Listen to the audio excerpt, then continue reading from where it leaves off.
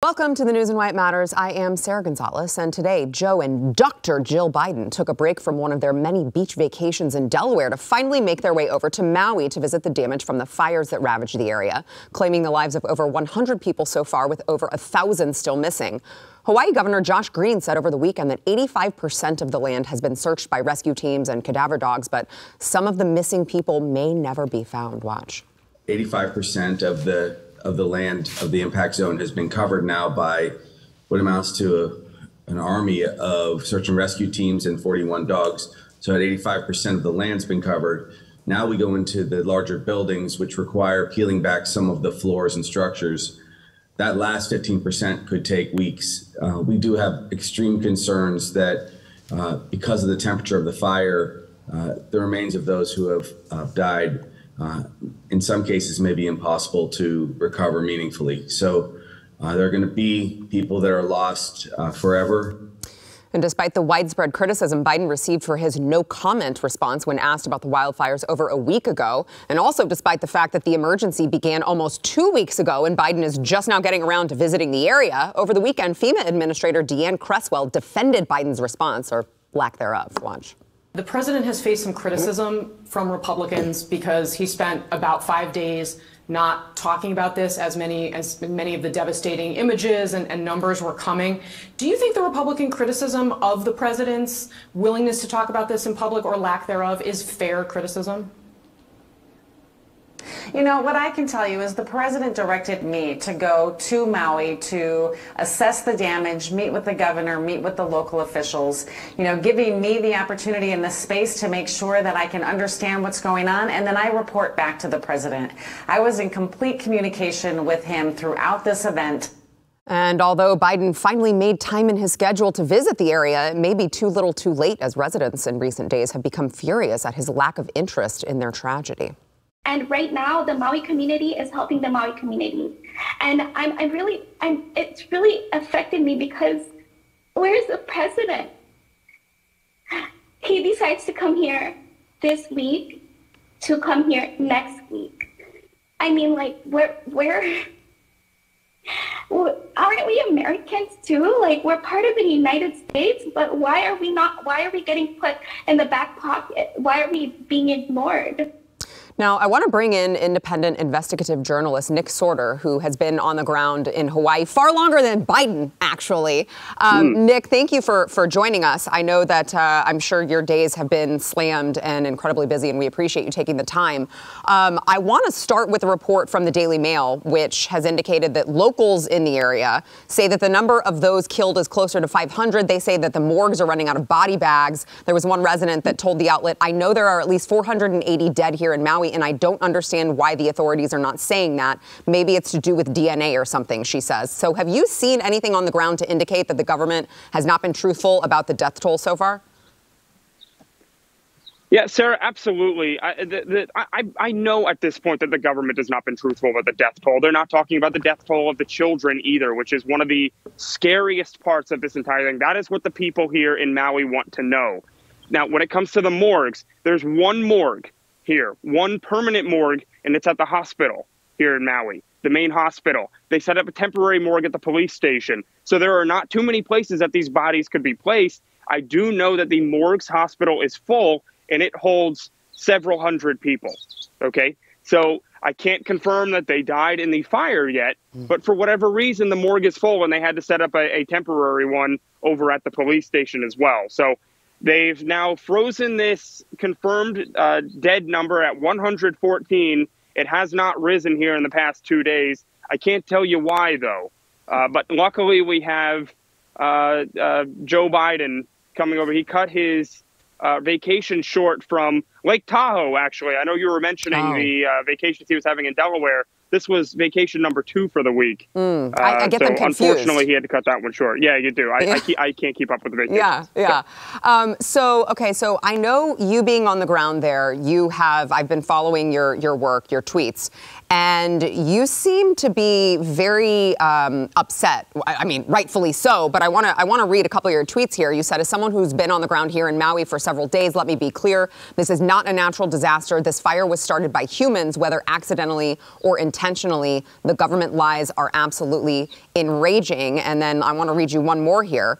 You said, seems the mainstream media and the government like to scold and assault independent journalists. Independent journalists are practically the only ones asking tough questions in Hawaii. I'm not about to stop. The Maui disaster is criminal. People need to go to jail. We're going to blow the lid off of this cover-up. Tell me more. Yeah, so there is so much more to this. I'm telling you, we could fill up an hour segment on this entire thing. You know, when it comes to the criminal aspect of it, look, I'll be honest with you. I cover disasters. This is what I do. I covered East Palestine very closely. We blew the lid off of that story as well. And that's a totally different topic. But this is the most catastrophic failure of government that I have ever seen, to the point where people need to be in jail, because they were literally taking water, like, barring residents from using water to put out fires. There were firefighters on scene. I've spoken with firefighters that were trying to fight fires with no water. And I don't know how you do that. They said the same thing. They don't know how to do that either. And when I tried to go and confront the mayor of the town, he ran away from me because, you know, independent journalists are not credible, apparently. That's the excuse that I got. But they don't want to answer the question that a lot of people here are asking, or how many kids are missing and why. Are they okay? You know, why are they still missing after 2 weeks? Because keep in mind, they kept schools closed that day. And parents here, especially in Lahaina, as I've learned from locals, they work 2 and 3 jobs because they work in the tourism industry and they're doing a lot of part-time stuff. So they weren't home at the time, but the children were. There were no sirens to tell the children to get out. You have a lot of young kids that are there, some that don't have cell phones, so they didn't get any cell phone alerts. But cell phone alerts didn't work for most people anyway because cell signal was out. They didn't sound the sirens, Sarah, so these people didn't know that they need to evacuate immediately. So they ended up just burning in their homes and cars. Yeah. Really, really tragic. And I can't imagine being one of those residents who was, you know, at work and just had no idea that their children were being burned alive in their homes. I want to play a clip of you. I believe this was, when were you on War Room? Over the weekend? I was on War Room. I lost track. I think it was yesterday a couple days morning. ago. Okay. Yeah, it's only been yesterday yeah. morning. Wow. Yeah. So I want to play this. It's been a long time. Yeah. I want to play this clip of you being confronted, and I want to play it, and then I want to ask you some questions on it, because you say that since you have arrived and started pressing the local government, you have been followed and you know, threatened and all of this. And this is a very, very bizarre moment here. Here is Nick on with Steve Bannon's War Room when this happened. Watch. People's minds here.